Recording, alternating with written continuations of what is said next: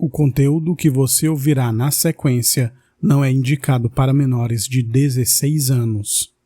Olá, amigos, eu sou o Dom e esse é o Crimecast, podcast sobre crimes reais.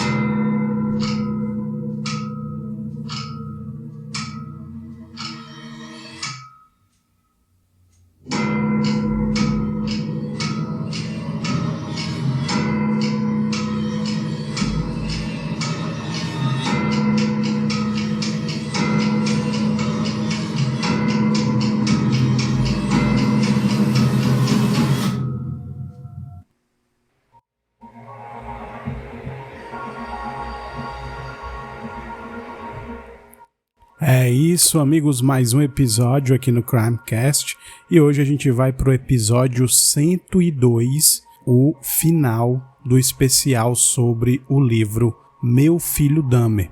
A gente vai concluir aqui o especial sobre o livro Meu Filho Dahmer, escrito pelo pai do Jeffrey Dahmer. Antes da gente continuar, eu vou falar para vocês um pouco sobre o próximo episódio, que será sobre um caso muito conhecido que eu contei para vocês aqui no episódio 46. Se não estou enganado agora, episódio 46, que foi o caso da Andrea Yates. Vocês lembram, né? Um caso muito chocante.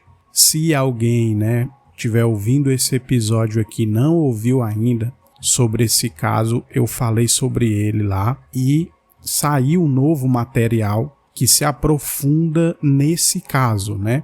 Então, o próximo episódio a gente vai começar a falar sobre ele novamente ali, sob uma nova perspectiva, com relatos de pessoas que tiveram ali alguma ligação com o caso e personagens, pessoas que estavam ligadas a Andrea Yates, baseado nesse material novo a partir do próximo episódio, tá? Você pode ouvir o episódio que eu gravei, episódio 46, falando sobre o caso em si, né?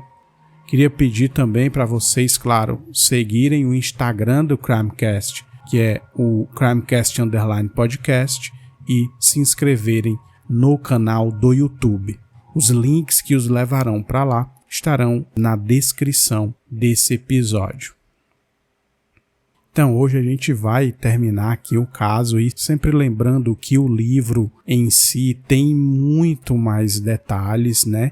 E como eu já expliquei lá desde o começo, acredito que talvez valer em torno de 20%. No começo, minha intenção talvez fosse ler um pouco menos, mas há bastante informação que precisa ser levada em conta e vou ler, trechos ali até o momento em que o Jeffrey fica adolescente e quando ele realmente, de fato, começou a sua trajetória, sua infame trajetória de serial killer. A gente vai retomar exatamente de onde a gente tinha parado, que é um trecho aqui, onde vocês lembram que o Lionel Dahmer tinha falado sobre fantasias sexuais e tal, ali meio que comparando, e ele relata que não acredita no que o Jeffrey falou posteriormente, de que só teve fantasias desse tipo, fantasias sexuais, lá pelos 14, 15 anos, e que no caso dele, ele teve ali já a partir dos 10, 11 anos, E ele acredita que com o Jeffrey também tenha sido mais ou menos nessa idade. Então, ele fala o seguinte: em primeiro lugar, sua postura, a forma como se portava, mudou radicalmente entre os 10 e os 15 anos. O menino ágil desapareceu e foi substituído por uma figura rígida e inflexível. Ele parecia viver em uma tensão constante, o corpo sempre muito ereto. Quando andava, os joelhos pareciam travados. Por causa disso, Suas pernas ficavam enrijecidas de tal maneira que os pés só arranhavam o chão. Era como estivesse arrastando-os consigo, em vez de sendo levado por eles. Por incrível que pareça, Jeff se tornou ainda mais tímido naquela época. Por isso, quando se aproximava de outra pessoa, ficava demasiadamente tenso. Chegava a procurar, inclusive, algum galho ou pedaço de grama para enrolar entre os dedos, como se não soubesse o que fazer com as mãos. Era quase como se não pudesse confrontar outra pessoa se não estivesse segurando alguma coisa, algo que o ancorasse na terra. Jeff saía cada vez menos de casa. Estava sempre sozinho no quarto ou assistindo televisão. Na maior parte do tempo, seu rosto não exibia qualquer expressão e passava a ideia de alguém que não era capaz de fazer nada, exceto ficar jogado por aí, sem qualquer propósito ou compromisso. Tentei diversas vezes tirá-lo do que via como um atoleiro de inatividade, mas sempre que fazia isso, descobria que seus interesses continuavam limitados e incoerentes. Jeff era incapaz de fazer alguma coisa por muito tempo. Ele chegou a tentar jogar futebol ou tênis, por exemplo, mas sempre desistia logo. Vivíamos em uma área bastante arborizada, por isso, depois do tênis e do futebol, que não haviam conseguido encantar Jeff, pensei que talvez preferisse um passatempo mais solitário. Comprei a ele um arco e flecha profissional. Montei um alvo em um dos campos mais amplos ali perto e o ensinei como atirar. No início, Jeff parecia bem interessado no esporte e chegamos até mesmo a atirarmos juntos, mas, novamente, seguindo um padrão muito previsível, ele logo perdeu o interesse e o arco e flecha ficou jogado no fundo do guarda-roupas enquanto Jeff continuava largado na cama ou andando sem rumo pela casa. Por volta dos 12 anos de idade, ele já tinha desistido de todas as coisas que jovens garotos gostam de fazer na pré-adolescência.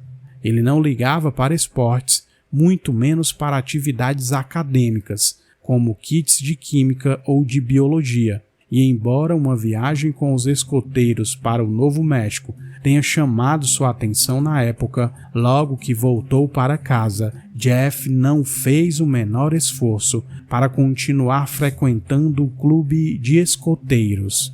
Então, amigos, vocês veem aí que o Jeff era, segundo o Lionel, uma pessoa totalmente desinteressada e que não tinha algo assim que ele fazia quando pré-adolescente, que ele fazia com frequência, né? O Lionel diz que sempre que ele começava algo, pouquíssimo tempo depois ele já perdia o interesse, e essa questão de não fazer absolutamente nada. E aí o Lionel vai contando aqui esse tempo dele entre os 10 e os 15 anos.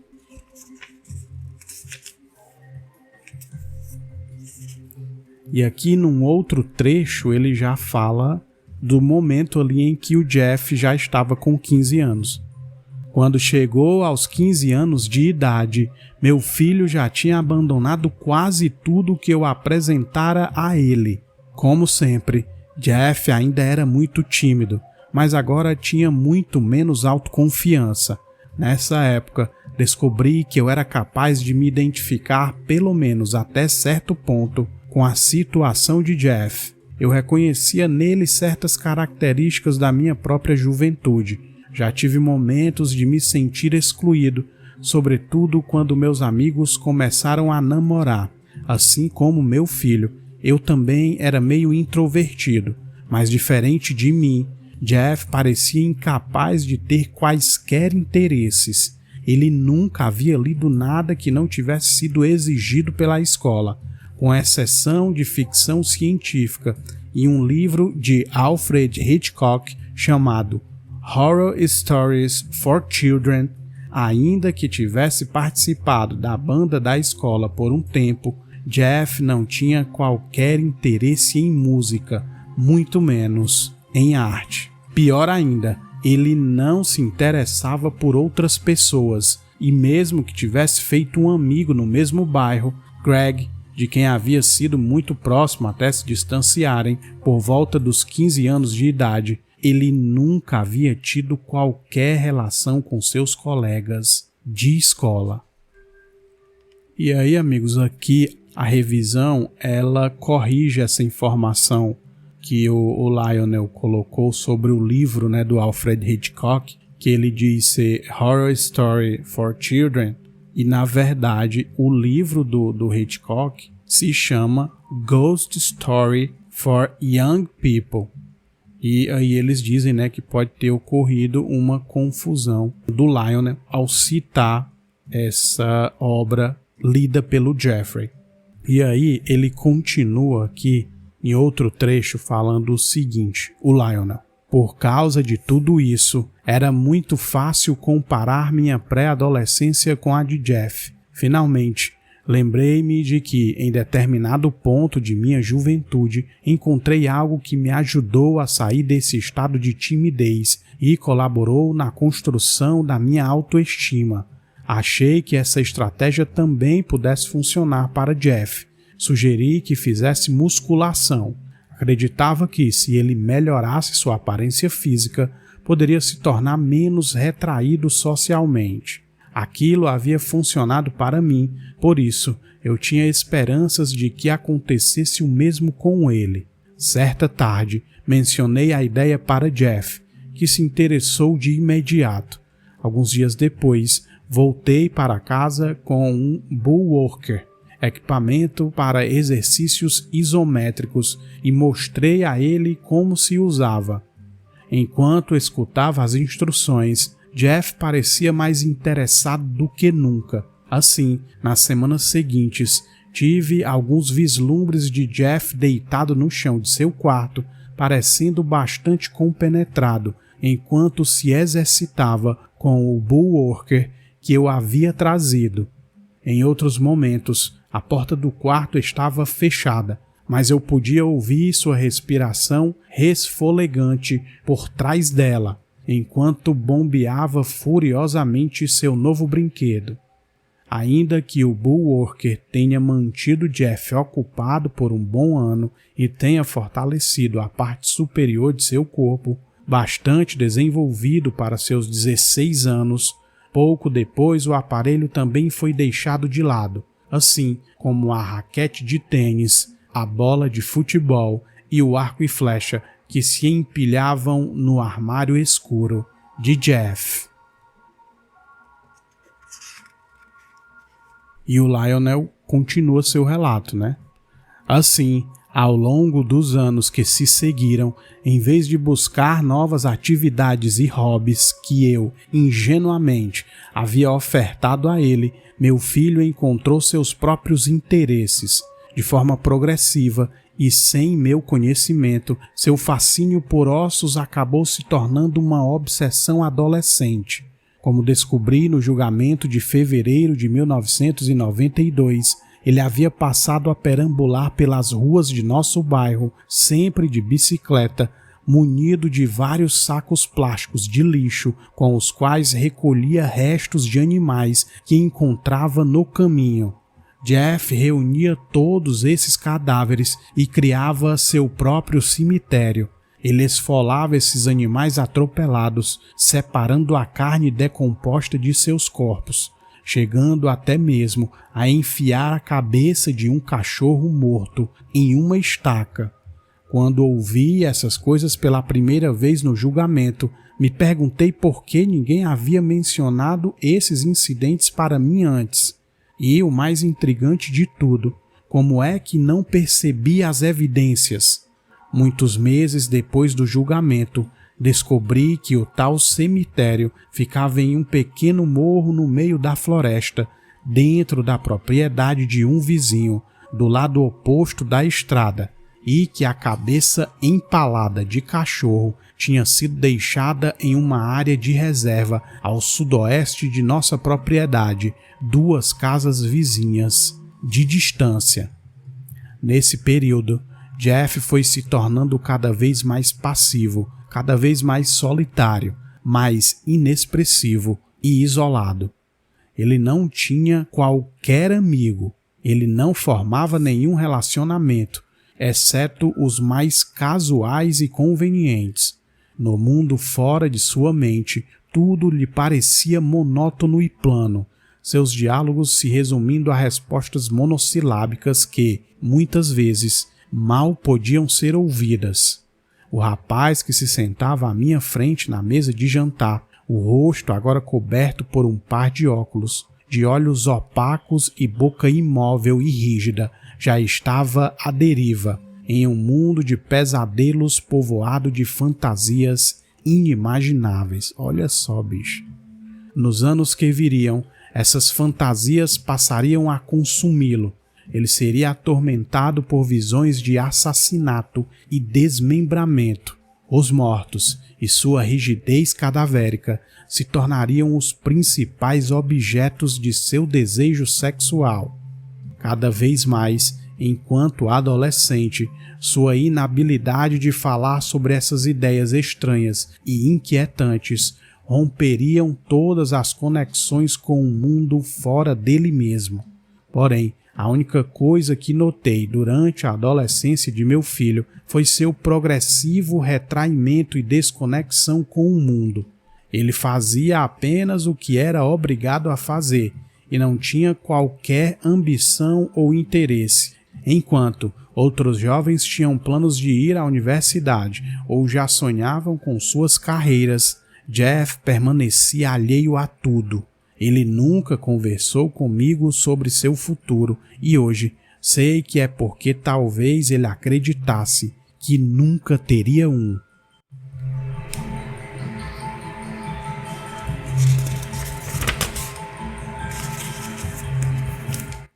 Em todas as situações, meu filho parecia completamente desmotivado, às vezes até inerte.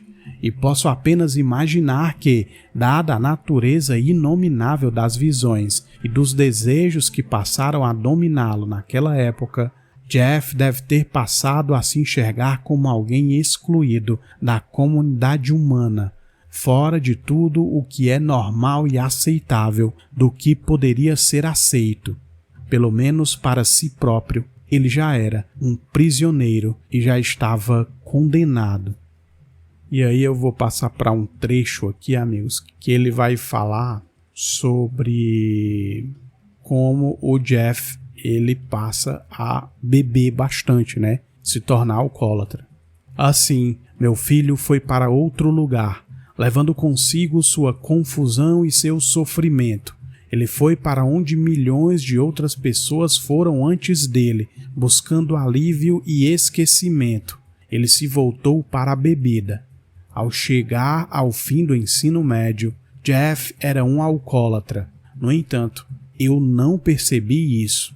Eu estava tão preocupado com a dissolução do meu casamento e com minhas tarefas no trabalho que fiquei alheio ao vício de Jeff. Agora, sei que ele roubava bebidas da casa do vizinho e bebia em segredo a maior parte do tempo. Sei que escondeu seu vício de mim, como qualquer rapaz faria. Além do mais, eu estava tão preocupado com Dave, meu outro filho, que Jeff passava cada vez mais despercebido, uma figura que ia se encolhendo diante de mim enquanto pessoa, ainda que seu corpo continuasse crescendo. E aí, amigos, vocês veem que o Lionel diz que o Jeff se tornou ali um alcoólatra mais ou menos aos 15, 16 anos. E aí eu vou pular para um trecho aqui, que é um trecho que eu vou terminar esse episódio e vou falar ainda em seguida mais algumas coisas, mas o último trecho do livro que eu vou ler para vocês é esse aqui. O Lionel diz o seguinte, né? Jeff fez sua primeira vítima durante o verão de 1978. Quando ocorreu, é claro, eu já não vivia na casa da Bath Road. Para manter contato com meus filhos, principalmente com Dave, que tinha apenas 12 anos na época, eu costumava ligar para casa.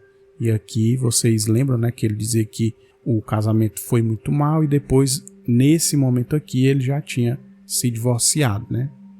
Era sempre com Dave que eu falava, ainda que às vezes também conseguisse conversar com Jeff. Em agosto, no entanto, minhas ligações não foram mais atendidas. Liguei todos os dias por 7 dias e não obtive resposta. Em seguida, passei dirigindo pela casa e, depois de 3 dias, sem ver sinal do carro de Joyce na entrada, decidi que não havia escolha exceto dar uma olhada lá dentro. Sherry estava comigo naquele dia, mas ela ficou no carro enquanto saí e rumei para a porta de entrada. Sherry, eu não li aqui para vocês porque não achei que precisasse ler, era a outra mulher que ele conheceu, né? Depois de se separar da sua esposa Joyce, a mãe do Jeff. Bati na porta e depois de um breve momento, Jeff abriu-a pela metade. Ele parecia envergonhado, como se tivesse sido pego em flagrante. "Cadê a sua mãe?" perguntei. Ele parecia despreparado para responder à minha pergunta. "Onde está Dave?" continuei. Novamente, Jeff não respondeu. Olhando por cima do ombro dele para dentro da casa, percebi que Jeff não estava sozinho. "Quem está aqui?" eu disse, enquanto passava por ele e entrava na casa. Joyce e Dave com certeza tinham partido, mas havia muitas outras pessoas na casa, adolescentes que Jeff conhecia, todos parecendo muito desorientados, movendo-se entre os cômodos da casa, tocando tudo muito delicadamente, como se estivessem experimentando diferentes texturas. Na mesma hora, mandei todos aqueles estranhos embora e comecei a interrogar Jeff. "Onde estão Dave e a sua mãe?" exigi saber. "Eles foram embora", disse Jeff. "Eles se mudaram." "Para onde?" perguntei. E ele respondeu: "Não sei." "Você está me dizendo que ela não vai voltar?" perguntei atônito. Jeff encolheu os ombros. Continuei fazendo perguntas, mas de repente, Jeff se tornou inflexível e não me contou mais nada. Ele afirmava não saber para onde Joyce e Dave tinham ido, e mesmo que eu pressionasse, não acrescentou nada mais à frase, abre aspas, "eles se mudaram", fecha aspas. Então, Sherry entrou na casa, tendo seu primeiro contato com aquele ambiente, uma experiência pouco agradável. Quase de imediato, ela diria depois que percebeu a tristeza presente ali. Olhando para Jeff, Sherry enxergou um jovem em estado de choque causado pelo divórcio, um rapaz envergonhado e constrangido com o desarranjo familiar, abre aspas, garotinho perdido, como o descreveria depois. Durante os minutos seguintes, enquanto continuei interrogando Jeff, ele andou pela casa. Descobriu que não estava em bom estado. Quase não havia comida e a geladeira estava quebrada. Na sala de estar, Sherry encontrou uma mesa redonda de centro sobre a qual um pentagrama tinha sido desenhado com giz. Ela me chamou para que eu desse uma olhada. Na época, fiquei bastante intrigado, mas depois descobri que Jeff tinha conduzido uma sessão espírita para tentar contatar os mortos. Como não queria deixar Jeff sozinho, me mudei de volta o mais rápido possível. Sherry me acompanhou. No dia da mudança, Jeff foi muito educado e prestativo. Dada a situação, o fato de que outra mulher estava se mudando para a casa onde ele havia vivido antes com a mãe, Jeff se portou de forma gentil e atenciosa. Ele parecia feliz em estarmos juntos novamente e tentou ser o mais agradável possível. Aqui essa história é bem triste, né? Porque a mãe do Jeff, ela depois de se separar do Lionel, ela vai embora, mas ela leva somente o Dave, né, o mais novo. E o Jeff fica lá simplesmente sozinho. E aí, depois de alguns dias, né, é que o pai descobre isso. Sherry e eu nos acomodamos, esperando formarmos um novo lar. Por um tempo, as coisas caminharam muito bem. Então, de repente, tudo mudou. Uma tarde, ela parou em casa no caminho de uma consulta médica. Ao passar pelo quarto de Jeff, notou um cheiro pungente de álcool. Sherry bateu na porta e Jeff se levantou da cama e foi até lá. Levando em consideração o cheiro e a fala enrolada de Jeff, parecia óbvio o quanto ele estava bêbado. Abre aspas. Chamei uns amigos aqui em casa, ele explicou, e bebemos um pouquinho. Sherry me ligou na mesma hora. Abre aspas. É melhor você vir para cá, Lionel. Ela disse. Jeff está bêbado. Quando cheguei, Sherry já tinha voltado de sua consulta médica. Ela me contou que Jeff ainda estava no quarto, então fui diretamente até ele. Estatelado na cama, meu filho estava quase inconsciente. Vê-lo naquele estado me deixou perplexo e indignado ao mesmo tempo. No início fiquei chocado e eu não tinha ideia de que Jeff já havia experimentado álcool, muito menos que pudesse ter alguns problemas com ele. Eu estava pasmo. Não acredito nisso, disse a Sherry. Eu não consigo acreditar em uma coisa dessas. Olha só, ele não tinha noção nenhuma de que o Jeff tinha problemas e isso não era algo ali recente, né? Ele tinha problemas já há algum tempo com o álcool.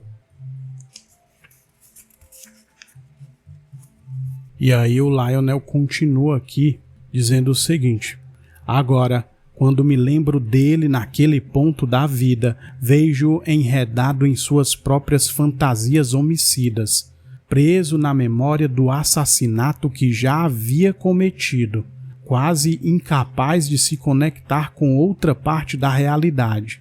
Para ele, esse súbito e incontrolável ato de violência e mutilação sexual havia destruído a esperança de uma vida comum em um mundo totalmente fora de seu alcance.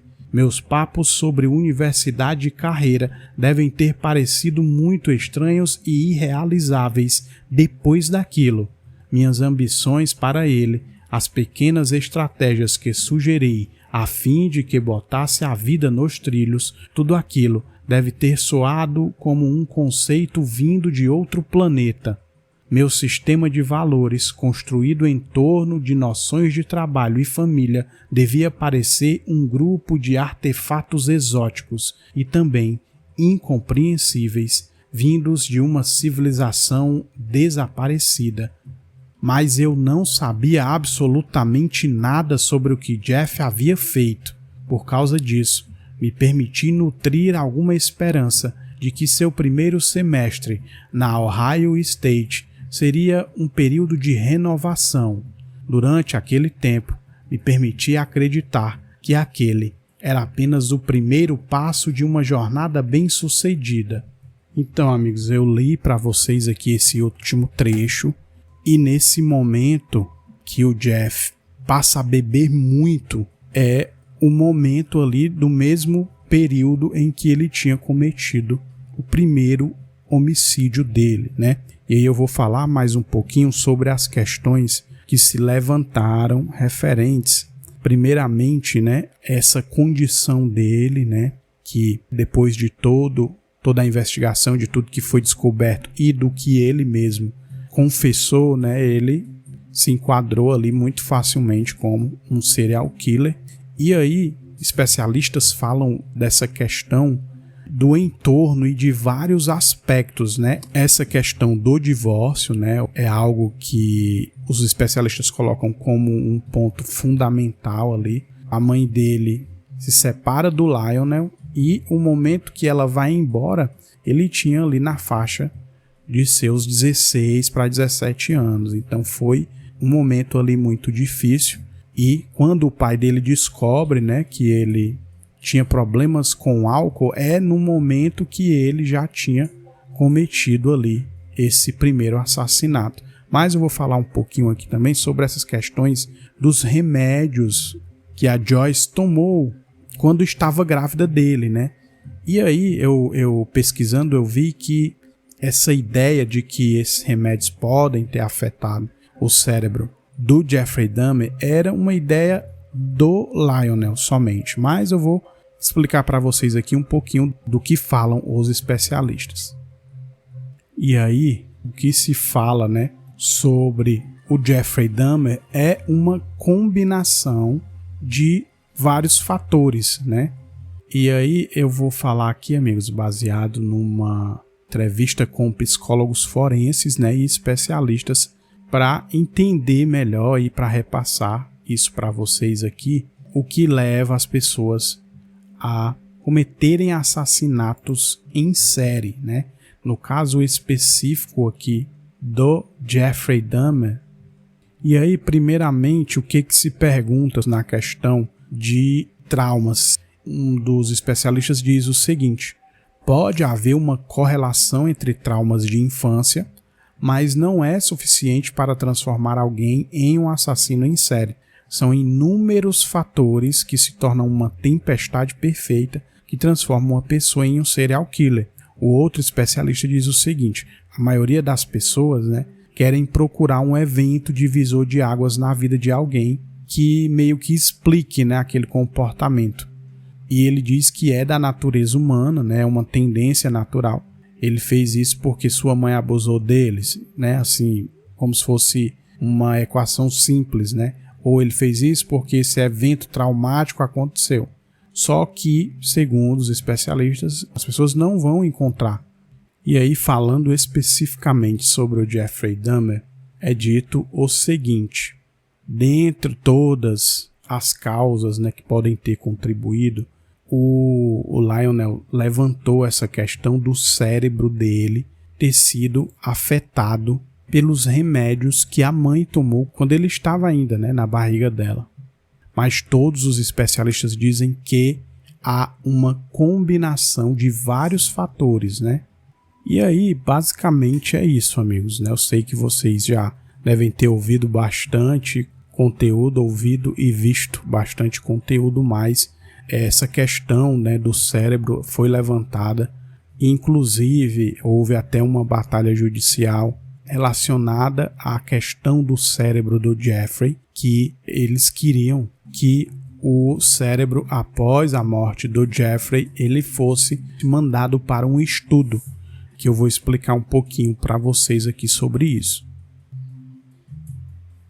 Vocês sabem que o Jeffrey Dahmer, ele foi morto, né? Depois de estar preso, ele foi espancado até a morte. E depois da morte dele, a mãe, né, a Joyce, ela queria que o cérebro do filho fosse estudado por cientistas para determinar se havia fatores biológicos ou anomalias, né, anomalias cerebrais que explicassem esse comportamento dele, né, canibal e assassino. E ela alegou que o desejo de seu filho era ajudar a ciência se possível. Já o Lionel Dahmer, né, o pai, o que escreveu esse livro, queria que o cérebro fosse cremado junto com o restante do corpo, em conformidade com o que o próprio Jeffrey também pediu no testamento, e que ele desejava colocar um fim na saga e seguir em frente. E aí, em dezembro de 95, né, dezembro de 1995, um juiz do condado de Columbia, Daniel George, decidiu a favor do Lionel e ordenou que fosse feita a cremação do cérebro.